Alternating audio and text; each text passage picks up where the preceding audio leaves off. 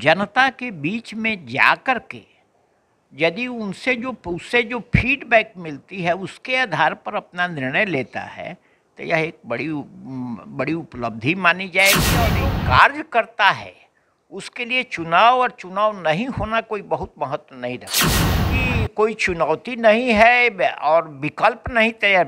विकल्प तो सभी लोग मिल जाएंगे, विकल्प प्रस्तुत हो जाएगा। नए साल का आगाज हो चुका है और बिहार के मुख्यमंत्री नीतीश कुमार एक बार फिर से बिहार यात्रा पर निकलेंगे। चर्चाएं बहुत सारी हैं, लेकिन बिहार यात्रा पर निकल रहे हैं तो क्या जेडीयू की कुछ अलग स्ट्रैटेजी है?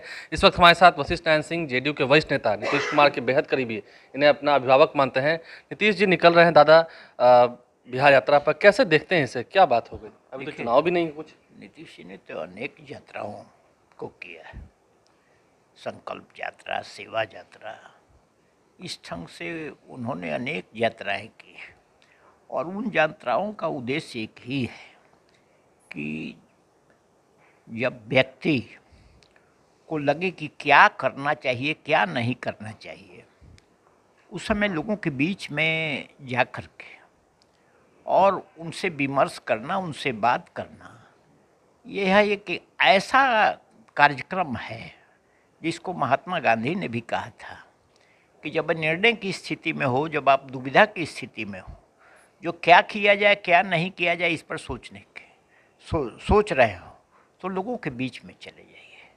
नीतीश कुमार ने अनेक यात्राओं को इसलिए किया है कि लोगों से उस संपर्क के दरमियान जो उनको जानकारी मिलती है, उससे जो फीडबैक मिलता है और तो उसी के आधार पर वो काम करने का निर्णय लेते हैं।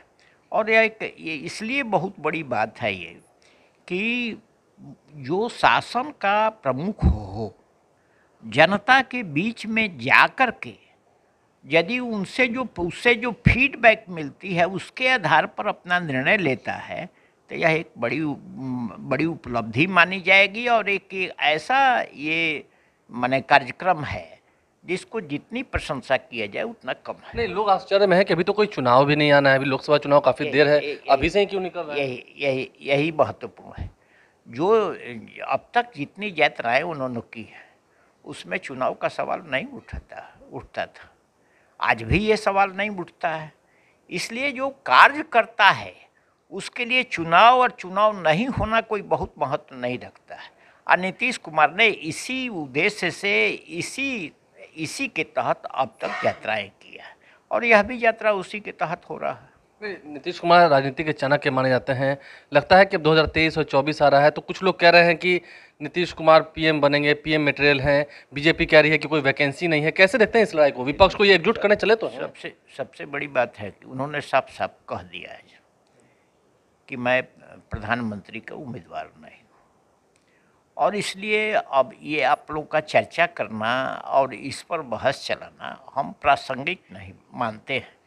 लेकिन साथ साथ उन्होंने एक स्पष्ट बात कहा और वो बात कहा है कि मैं विपक्षी एकता चाहता हूँ। और विपक्षी एकता का मतलब इसलिए है कि अभी भाजपा के खिलाफ एक ऐसा बने संगठन मोर्चा जो भाजपा को आने वाले चुनाव में पराजित कर सके। इसलिए तो उन्होंने कहा कि मैं विपक्षी एकता का पक्षधर हूँ और इसके लिए जो कुछ भी हमसे हो सकता है मैं करूँगा।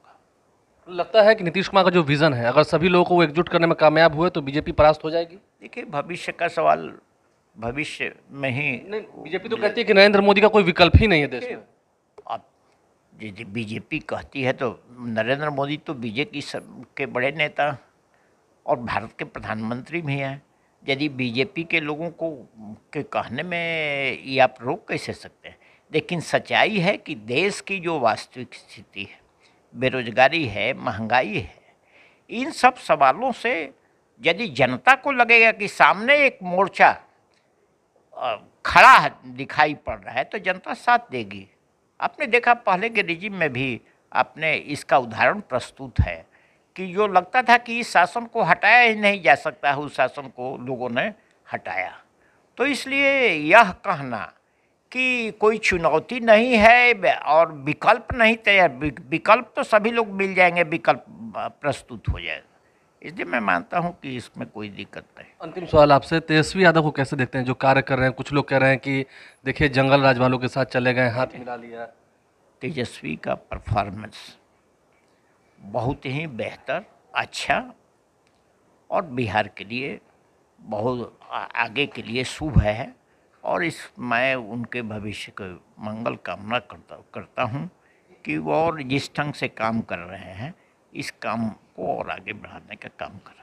देखिए वशिष्ठ नारायण सिंह हमारे साथ थे और विकल्प तो खुद ब खुद तैयार हो जाएगा एक बार जब तमाम विपक्षी पार्टियां एकजुट हो जाएंगी, जिस पहल में नीतीश कुमार खुद आगे बढ़ चले हैं। देखना यह है कि बिहार यात्रा के बाद नीतीश कुमार जब आगे और पार्टियों से बात करेंगे कितने हद तक सफलता मिलेगी और फिर 24 का जो फलाफल निकल के आएगा वो किसके पक्ष में रहेगा ये भी देखना होगा। लेकिन लड़ाई बड़ी है, अभी से ही चुनौतियाँ स्वीकार की जा चुकी हैं महागठबंधन की ओर से। हमारे चैनल को सब्सक्राइब कर लें, साथ साथ फेसबुक पेज भी लाइक करें। धन्यवाद।